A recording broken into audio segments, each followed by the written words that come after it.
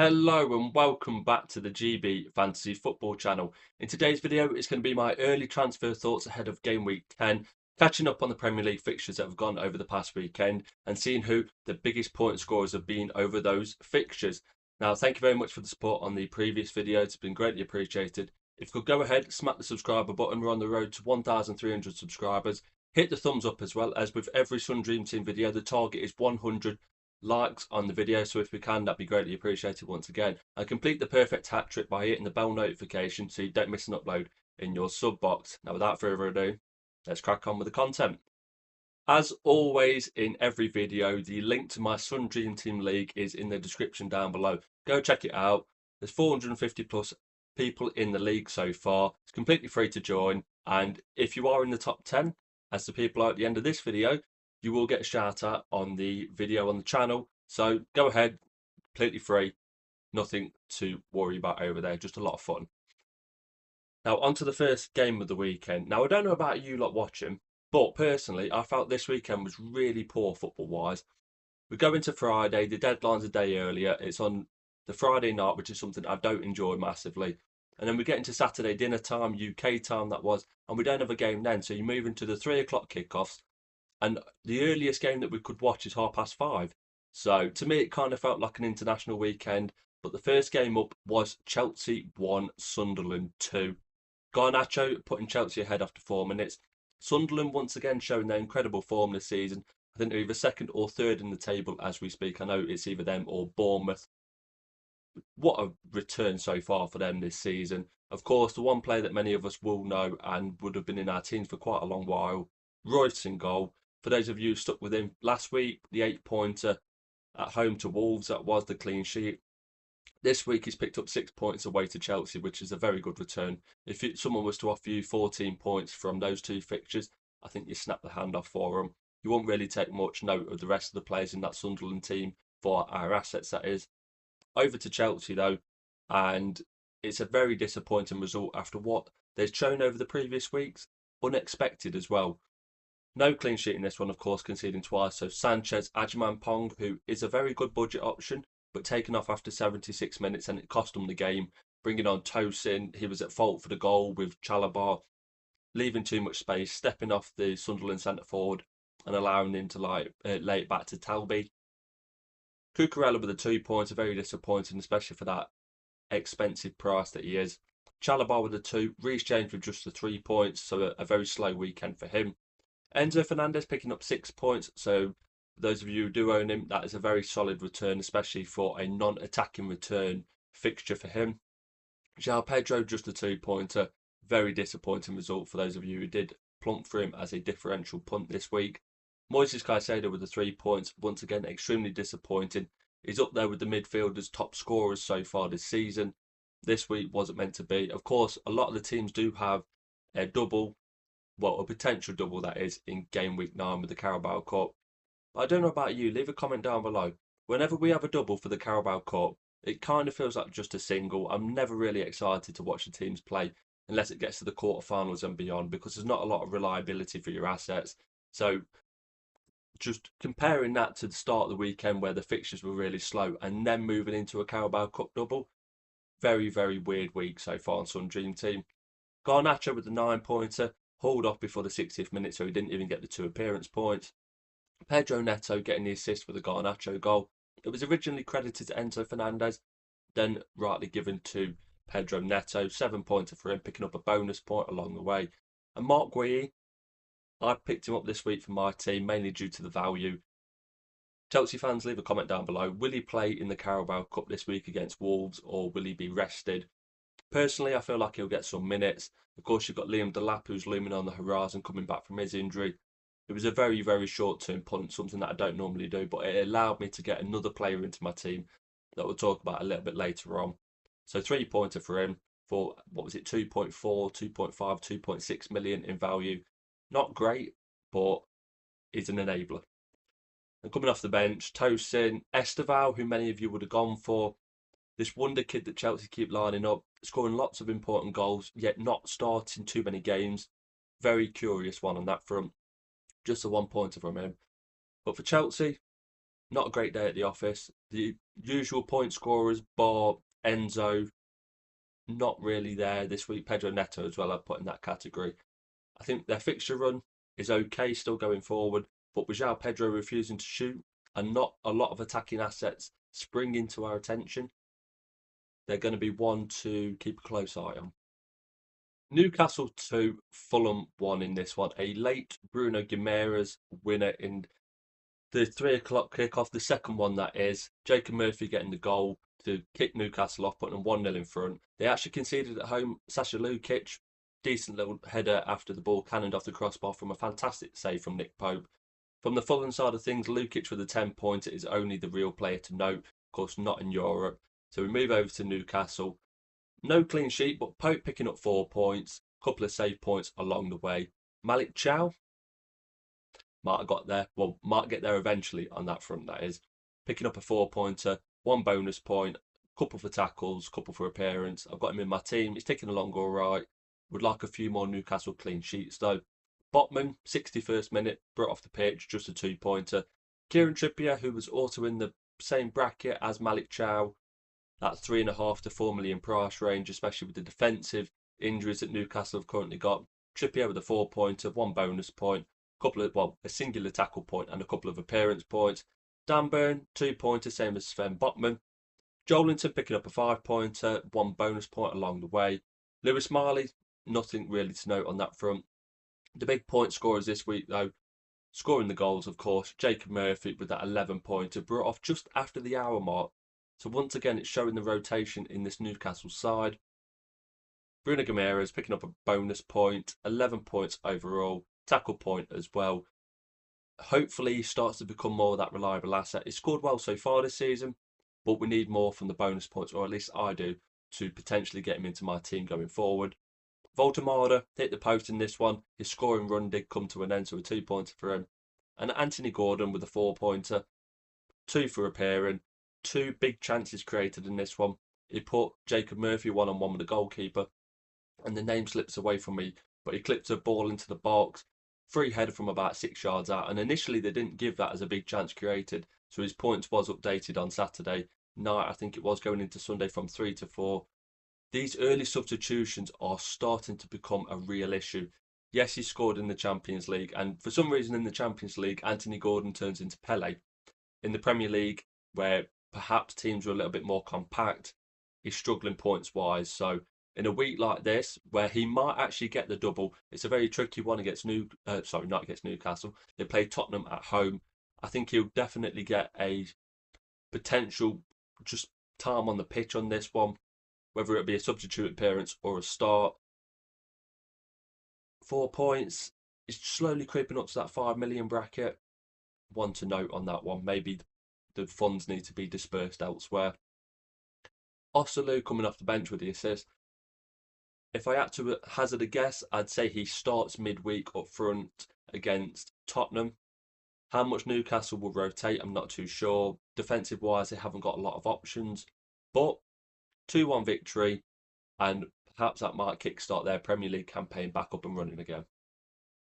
Brentford 3, Liverpool 2 in a very surprising result this week. I say very surprising. This is their 4th back-to-back defeat for Liverpool after a 5-game winning run at the start of the season. Brentford, Dango Atara with a 12-pointer. Igor Thiago scoring a penalty in this one for 10 points, picking up a booking as well. One of the best budget enablers at the start of the season, that was. But with Brentford, I won't really be going there as much. Kevin Schade and Damsgaard both picking up 9 points as well. Shifting over to the Liverpool side of things, which is where many of us would have their players from currently. Mamardashvili, just a 2-pointer. And there's actually some news potentially coming out over the last few hours. I put it out on my X account. One of their younger goalkeepers, I'm not sure if he's younger, or it's certainly one of their 4th or 5th choice goalkeepers, may be in line to start the Carabao Cup double. Well, Carabao Cup fixture, that is, and stop Mamardashvili playing the double this week. When I was potentially changing my goalkeeper when I brought Henderson in a few weeks ago, Mamardashvili was one of the options that was in my mind at the time, mainly because I thought he would play the double game week this week. If that isn't meant to be, and for those of you who have brought him in on a very short-term punt, so far it's not worked. No clean sheets, barely any points. And if he doesn't play the Carabao Cup double, that's a really big disappointment as well. Connor Bradley with the 4-pointer in this one, picking up the assist for the Kirkes goal. Konate, 3-pointer. Van Dijk with just a 1-pointer once again. Disappointing at the back. Florian Wirtz, after his not so much heroics, but more a return to form in the week against Frankfurt, coming back down to earth with just a 2-pointer. He should have scored in this one. That left-footed chance from the edge of the 6-yard box should have been buried. Curtis Jones with a 6-pointer. Of course, he played in this one. Ryan Gravenberch missing out through injury. Gakpo with a 4-pointer brought off just after the hour mark. He was ticking along nicely. He scored a lot of goals recently. This game, blanked in. Dominic Szoboszlai. Now, this is one to note going forward. 12 points, 1 ppm away from max bonus points this week. 6 tackle points. I believe he didn't get credited with a big chance created, but he certainly should have. He got the assist for the Mo Salah goal. To me, that's a big chance created. He's hunted the ball down. He's closed the left back down. He's chipped the ball into Salah. And yes, Salah has produced a terrific finish, that is. But it all comes from the work rate of Szoboszlai. Ekitike with just a 2-pointer. I know a few people brought him in this week with the Isak injury news. Gambling on Ekitike playing both fixtures. I'm not too sure. It seems like Liverpool have got a lot of maybe younger players, perhaps squad players that haven't actually made the matchday squads as of yet to fill in. I know that there's a younger right back as well coming in potentially instead of Connor Bradley. So it seems like they're trying to save a lot of legs, especially with the Champions League game the following week. And we move on to Mo Salah, the man who had gone quite a few games without scoring. He missed the Champions League game in the week.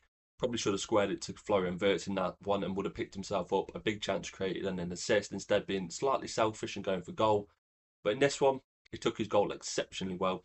And as for someone who still owns him, only the 20 or so percent player base who still actually has him in his team, which is just a remarkable percentage. At least I think it's that low anyway. Took his goal well, brought it down on his left foot, right foot, kicked straight through it, underside of the bar and in. It was a finish of a man who looked frustrated, but my transfers this week were to keep him in my team. Now, whether or not he plays against Palace in the League Cup game this week is still yet to be seen. I kind of hope he does, because I've kept him for that reason, but he's already picked up 9 points this week, and when we get onto my team at the back end of the video, he's one of my biggest scoring players this week so far, so thankfully I didn't take him out, because other players I've taken out this week have scored quite well. For Liverpool, is it crisis time? Is it back to basics? I'm not sure it's crisis time yet, but they've got a lot of questions to answer with that squad. The midfield's too open, the fullbacks are weak, and the forward line looks as though it's not properly set. Palace in the week in the League Cup, can they hit the winning run again? Can they kick on and potentially restart their season and continue how they started it? Bournemouth 2, Nottingham Forest 0. Marcus Tavernier and Krupi Jr. with the goals for Bournemouth. No Semenyo goal or assist this week. Someone's actually contributed to the goals other than him, and I'm sure Bournemouth fans are ecstatic with their start of the season. When you think about it, where they are in the league at the minute, as I said, they're either second or third. I forget which way round they are with Sunderland. Losing away to Liverpool on the opening day showed the kind of attacking talent that they've got. There was 2-0 down in that fixture. They came back, and they've showed against other teams throughout this season so far just the quality that they have. Dropping 2 points away to Palace last week in the 90-plus minute, well, I think it was 97th minute, that Mateta penalty, they'd be kicking themselves, because they've clearly shown once again what kind of quality they have. Players to note, scoring-wise, you've got Truffert with an 11-pointer, Petrovic with a 10-pointer, and Tavernier with a 10-pointer as well. Of course, they're not in Europe, so we move over to Nottingham Forest because they are the players that I tend to target in this game. No clean sheet. Slightly hard done by with the first goal. Corner getting given against them when realistically it should have been a goal kick. But you'd expect a goalkeeper of Sells' quality to command the area, catch the ball, and certainly not concede direct from a corner. Last season, he was joint Golden Glove winner with David Raya. I highly doubt that's going to be the case this year. And for a team, a Sean Dyche team, that is, to concede from a set piece, it'd be highly disappointed. So just a 2-pointer for Sells. Nico Williams, 6-pointer, 3 bonus points. Now, if I'm not mistaken, he is on 4 bookings in the Premier League, so he might be getting a suspension soon. But in this Forest team, he is once again with a certain midfielder that we'll get to in just a little while. One of the most reliable assets with so many injuries at fullback. Just Zinchenko once again showing he can't be relied upon. Williams is showing they don't need a clean sheet for him to score well in this team, and that's exactly what we look for in this fantasy game. Other players to note, of course, Elliot Anderson, 4-pointer. Is there a game he doesn't go through where he doesn't get a bonus point? I don't think so. Picking himself up at a tackle point on top of that, so 4 points for him. Kind of on the lean side for his normal returns, but I'm sure owners who held on would be appreciative of a 4-pointer, that is. Gibbs White with just a 3-pointer after his penalty in midweek. Douglas Luiz with a 2-pointer, and Igor Jesus being taken off at half time. Not too much to note on the Forest front. They're still very much a team in a second transition this season from Nuno to Ange to Sean Dyche. We're still not sure what kind of football they're going to be playing. We assume it's going to be a deeper block with Sean Dyche in charge, but to me, there's only a few players who you should really be going for from Forest at the minute, and that's Nico Williams and Elliot Anderson. Arsenal won, Crystal Palace 0 in a very boring game. Can't lie, the football on display was not exactly top tier in this one. Palace came to the Emirates, set up very deep, and they didn't really push out, they didn't really press. I watched Palace the week before draw 3-3 at home to Bournemouth, and it was almost like a completely different team. Of course, Palace did have midweek exertions. They played Larnaca. It was a 1-0 defeat, surprisingly. They come to the Emirates. 2 days less preparation, of course, with Arsenal playing on the Tuesday in the Champions League. But Palace really didn't give it a go until the last 25-30 minutes. To be fair to them, they are one of the only teams, well, they are the only team in October to have a shot on target against Arsenal, which is a ridiculous statistic. Just goes to show how defensively sound Arsenal are. For Crystal Palace, they play Liverpool away in the Carabao Cup this week. Will a lot of the players get rested? I doubt that with Oliver Glasner. He's shown throughout the years that he's been the manager, well, certainly the past 12 months, that is. With domestic cups, he plays a strong team. He doesn't really rotate much. There might be the odd play here and there, similar to against Larnaca, where the midfield two were rested. Dean Henderson picking up 3 points in this one. Chris Richards with 2. Lacroix with 4. Decent return. 1 PPM off 3 bonus points. Mark Gay with a 2-pointer. You've got Munoz with a 3-pointer, which is very lean compared to his normal returns over the past few game weeks. Kamada with a 2-pointer as well. A couple of players that I do own there. Slightly lower compared to what I'd hoped for points-wise. Mitchell with a 4-pointer, a couple PPM off 3 bonus points. Not too much in the attack either. I know quite a few people would have brought in Mateta this week. I think he'll start against Liverpool, but there's always that chance of Eddie Nketiah taking some minutes away from him. He would have been brought in with a potential double and that 0.3 rise from the previous week. Ismaila Sarr, lean on the attacking side of things over the past few game weeks, not too many returns. And Yeremy Pino taken off prior to that 60th minute mark as well. Again, for Eddie Nketiah, the same substitution that they made the week previous at home to Bournemouth. I'm sure Palace players are going to kick back up. They've got a decent run of fixtures coming up from game week, I think it's 10 onwards. They've got Brentford at home this week. So not too much worry. You wouldn't have expected too much away at the Emirates. And as I said, you probably will get a double out of them as well. Moving over to Arsenal. The goal scorer in this one, Eberechi Eze. Fantastic finish. For 35 minutes of this game, it was so boring. Arsenal didn't want to give the ball up. Palace didn't want to win the ball back. And it took a moment of magic from Eze. 18 yards out. Scissor kick. Just a really great finish. Raya with a 7-pointer. Calafiori with a 7-pointer. Gabriel, 9-pointer. What could have been for him again? We all thought it, but well, I certainly thought it was an assist for him for the Eze goal. Turns out it was an Ismaila Sarr knockdown. And then he hits the bar from a header. Could have been another attacking return. And Declan Rice's shot from the rebound is saved on the goal line from Dean Henderson. So he could have got another attacking return in this one. 1 off 3 bonus points as well. Just a phenomenal asset in this game. Very expensive. And he barely made this fixture if the news and the reports are led to be believed. He missed training all week, and it was just his sheer determination to play that got him through. Timber with a 9-pointer as well. Them 2 assets are really peeling away from Saliba and Calafiori for reliability. Saliba coming off in this one after 45 minutes. We're not too sure on the reasons why. Mikel Arteta said there was a couple of reasons why he was taken off. Zubamendi with a 3-pointer. Declan Rice with a 9 point, just missing out on a bonus point. Very fortuitous assist for the Eze goal. I do have to say on that one. Couple of tackle points as well. Now, if he can add that reliability to his game that he had last year, I think he will rapidly become another asset that we look at again. He did go off with a knock. We're not too sure how serious it is. That will be an ongoing theme with this Arsenal segment. 4 players were taken off with injuries in this game. Saka off after 66 minutes, one of my transfers in this week. He was ill, didn't train throughout the week, and he was taken off due to a possible fatigue that could potentially lead to an injury. So he doesn't have one, thankfully. Gyökeres with a 2-pointer, Trossard with a 4-pointer. Players that come off the bench, Hincapié come off for his Premier League debut. Looked quite solid. Arsenal shifted to a 5 at the back with Lewis Skelly also coming on as a left wing back in this one. Mosquera coming on at half time. Still not sure on that Saliba injury. And Martinelli came on in the 66th minute. He might have picked up a groin injury. Now, with Arsenal playing at home to Brighton in the week, I'm not too sure how many of their players were meant to be doubling. I'm sure they would have rested a lot of them.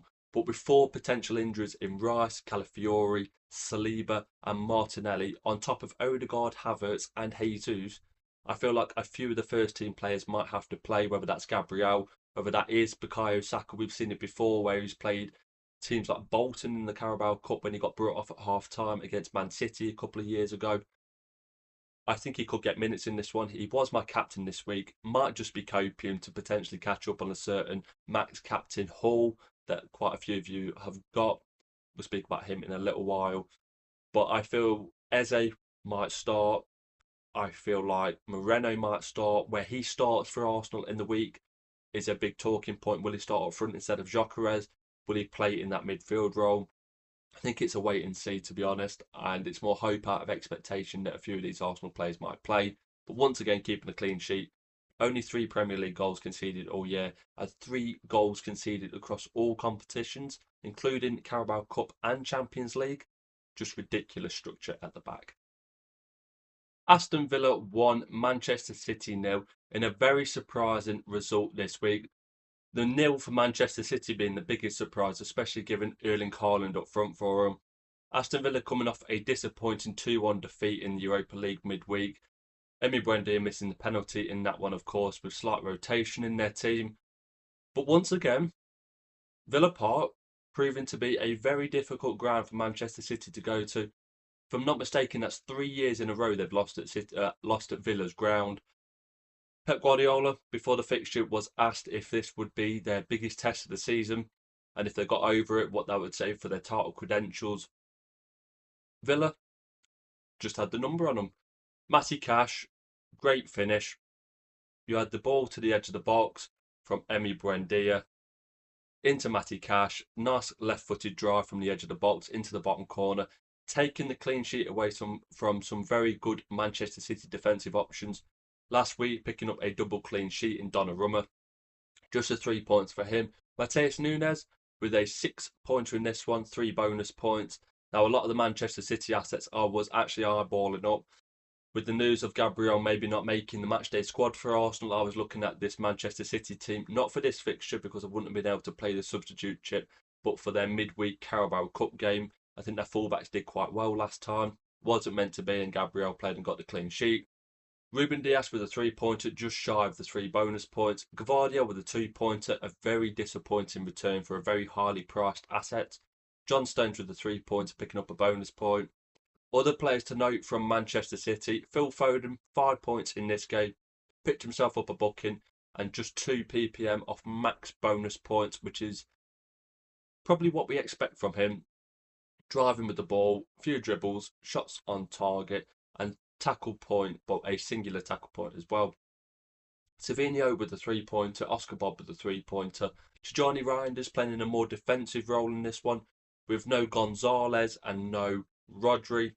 They was forced to play Reinders at the holding midfield position. Picking up a booking, taken off after 76 minutes. To me, it didn't seem like that was his ideal position, more out of necessity than anything else. He's more of that box-to-box midfielder who brings energy to a Man City midfield it's lacked it over previous seasons, so let's just say that. Over to Aston Villa. Martinez with an 8-pointer. Now, many of us would have got rid of these Aston Villa players anyway. They had a single game week at home to a Manchester City team that have, I forgot as well, for Man City, how could I forget? Erling Haaland with a 5-pointer. Many of us would have gone against him this week for captaincy. There'd have been a few that stuck it on him in hopes that he plays against, I think it's Swansea in the week for the Carabao Cup game. Still outscored my captain by 2 points, 3 shots on target, but didn't score. He had a goal disallowed for offside where Marmoush had got into the box, played the ball across, and it was Marmoush who was actually offside in the build-up, injuring himself on the post in the process that is Erling Haaland. But just a 5-pointer for him, no goal return, but 5 points. I think that's an okay return. As I said, over to Villa. Martinez with the 8-pointer. Pau Torres with a 7-pointer, just missing out on a bonus point. Matty Cash with the big point scorer in this one.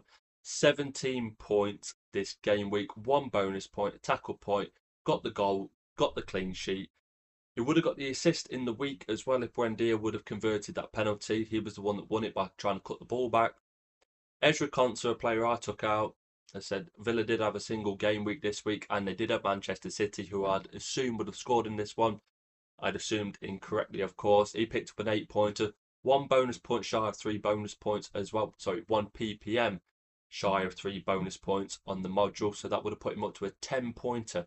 Would have stung extremely, especially considering the week previously as well. I took out Robin Royce, and he got I think it was an 8-pointer at home to Wolves. So to take 2 single game week players out and then score 16 points and outscore my doublers, bit of a kick in the teeth on that front.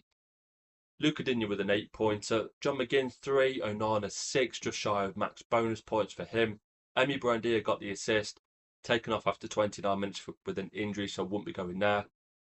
Boubacar Kamara with a 2-pointer, Morgan Rogers with a disappointing 3-pointer, just shy of 1 bonus point. And Ollie Watkins once again going without a goal in this one. Maybe a little price eventually that might lure us back in, but personally I won't be going there at all. A shock result for Villa, a very slow start to the season where they didn't score in the first 4 Premier League games. Of course, Matty Cash ended that streak. And since then, they've turned it around massively. The Europa League defeat in the previous game week was a bigger surprise than what we would have imagined.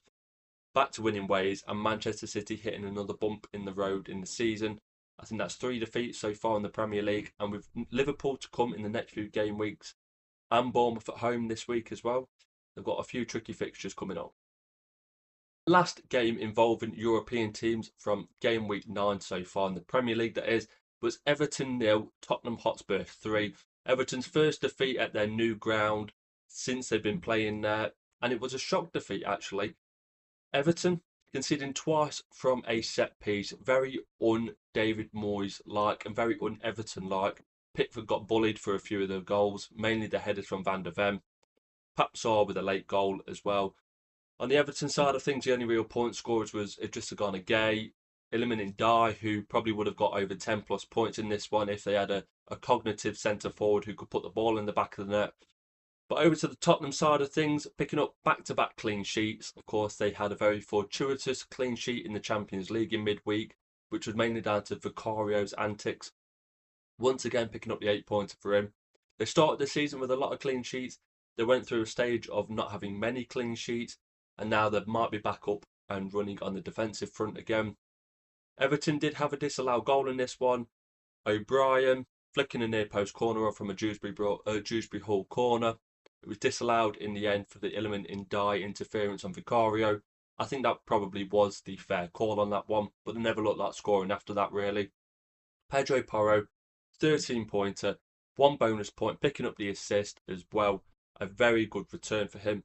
He might have also been another player that I brought in with my substitute chip because Tottenham were the game on after the 2 o'clock kickoffs on Sunday, so that would have enabled a double game weeker. Once again, wasn't meant to be, so might have lost out on a few points there. Kevin Danso filling in for Christian Romero in this one. 8-pointer once again. So if you did go for him in a budget option in game week 8, he's returned handsomely. Van der Ven. Now, he's picked up a 22-pointer here, which could have easily been a 24-pointer with the 3 bonus points. He's just missed out by 1 ppm. 2 goals, got the clean sheet as well. Just a rank annihilator for me. I think prior to this Everton game, I was about 900th, 800th, so I dropped 100 places. With Van der Ven picking up the 22-pointer and max captainers just coming out on top.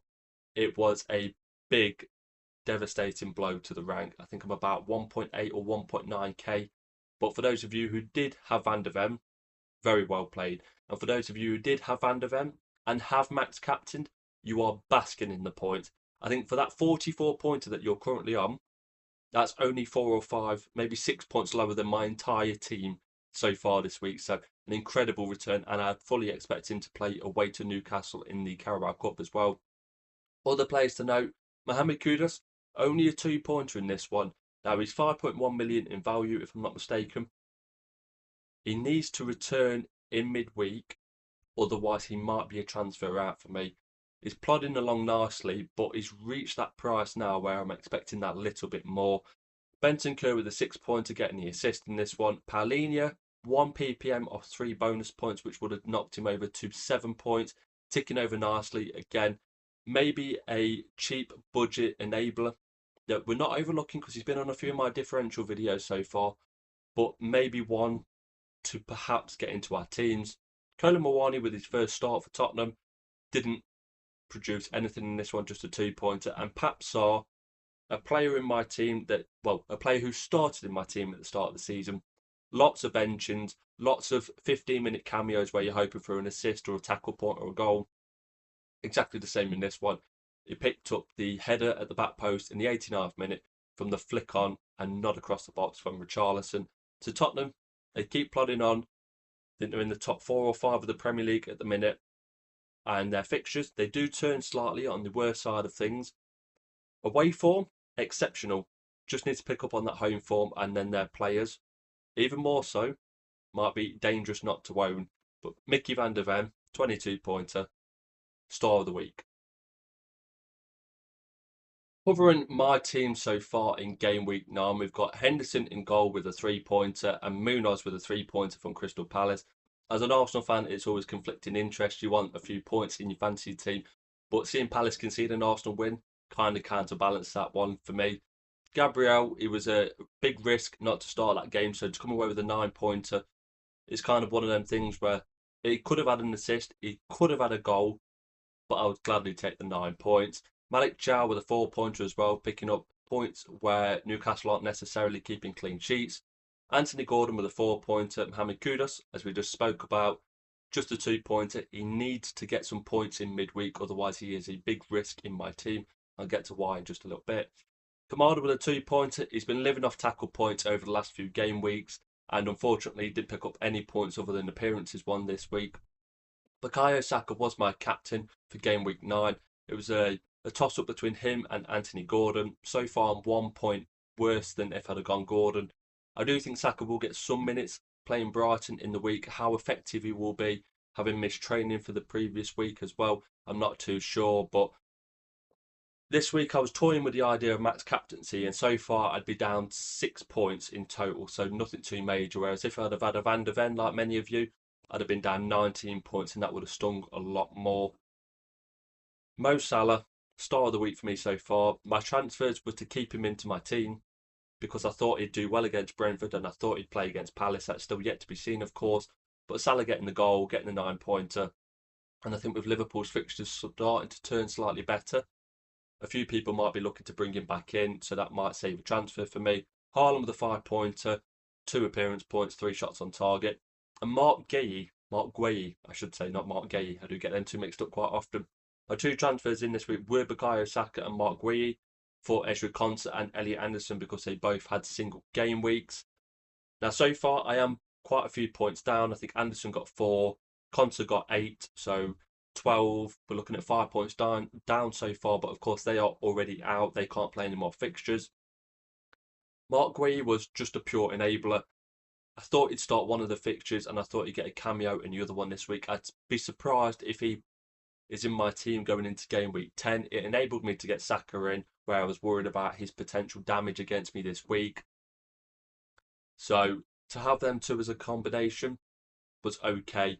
Maybe they get a goal or an assist in the week. It might be copium, but that's what I'm hoping for. So in my team currently, the 3 or 4 that are on the maybe out list, I should say, Kamada, he's done exceptionally well since I brought him in. quite a few game weeks back now. He's ticked along nicely, but he seems to have hit a ceiling, and that all that price increase that I've earned on him slowly slipping away. Mohamed Kudus, 5.1 million in value now. He did pick up a goal and an assist, I think it was in the previous game week away to Leeds. I think that was the previous game week anyway. Leave a comment down below if I've got that one wrong. But I know he's scored not too many points from actual goals, mainly been assist based and bonus points based. He needs to pick up a few points in the week to save his position in my team. And of course, Mark Guéhi, it was only going to be a 1 week punt, which is not what I do too often, but it enabled me to get Saka in, and I quite like that idea. So for me, it's Mark Guéhi, Kamada, and Kudus on the potential out list. What that can do for me budget wise is still yet to be seen. I still need to see who scores the points in midweek. So any one of those players that might be getting a price boost might launch herself into my thought process ahead of game week 10. But those three players are topping the charts as we speak for the ones that might lead my team going into game week 10. Of course, if Saka doesn't recover from his illness, which I think he will do, he might be one as well. And Anthony Gordon, these 70-minute substitutions, not looking great, but on penalties for a Newcastle team where he's starting regularly, I think he's going to stay around for a little while. So Salah and Haaland, safe. The back four, safe. All the other players, massively up for debate. And to finish this video off, I'll go through the leaderboard for my Sun Dream Team League. As I said, the code is always in the description down below, so do go join. It's completely free, and there's over 450 of us in there. Bragging rights, absolutely on the line. Number one, bring back Big and Jay Milligan, still holding that number one position. 54 points this week. Now, as you can see from the points tally from even the top 10 in my league, unless you had Van der Ven, you're looking at between 45 to 60 points. Van der Ven owners, like Rock and Roll Sar in third position. I see you there, J. Dean. 76 points, and that's the 22-point Mickey Van der Ven return. Big Ange, the first player in the league to cross over that 1,000-point threshold, so fair play. Stranger Mings, G. Richards in third position, 996 points overall. As I said, J. Dean in third position. AFC Lambert, I see you there, 61 points. And from fifth down to 10th, we've got Happy Campers, S-Chem in 5th position. We've got Plucky Player, M. Falshaw in 6th position. Bratsworth FC, C. Hyatt. I always get that one mixed up every week. There's lots of just consistent players on this list, and you don't see many drop out. I think it's just me who's dropped out my only top 10 leaderboard so far. He's in 7th position with 976 points. Wakey's flops. P. Wakelin, my apologies. Can't even see with my glasses on, so I'm having to lean in again. In 8th position, NCFC 1862, P. Ashmore in 9th. And to round out the top 10, we've got Yeji FC, J. Graham with 965 points. I think I'm currently in 22nd position, so a massive drop for me this week. Hopefully the Carabao Cup doublers will get me somewhere closer to that top 10 position, as the other 440 in the league also hope as well. And that does indeed conclude today's video. So thank you very much for watching the content. As always, please do drop a subscribe on the channel if you've not subscribed already. There's over 80% of you who watch these videos who aren't subscribed. Go ahead, it's completely free, and it just helps out the channel, pushes the content out to other Sun Dream Team players. Drop a thumbs up. Once again, 100 is the target for every Sun Dream Team video, so do go, please hit the thumbs up button. Once again, free on the channel, and just helps me out, pushes the content out to all the relevant viewers. Bell notification as well while you're down there. Have a little check in the description for all my social media. We've got TikTok, X and Instagram. Completely free. I'm closing in on 500 followers on X, so if you could go follow me over there as well, and leave a comment down below on how your week is going so far in Sun Dream Team. Has it been a disaster? Has it been a meh kind of week, or are you ecstatic? Basically, are you a Mickey Van der Ven owner with Max captain? Is it that kind of week for you? If so, big round of applause. So thank you very much for watching today's video, and you'll be seeing me in a new one very soon.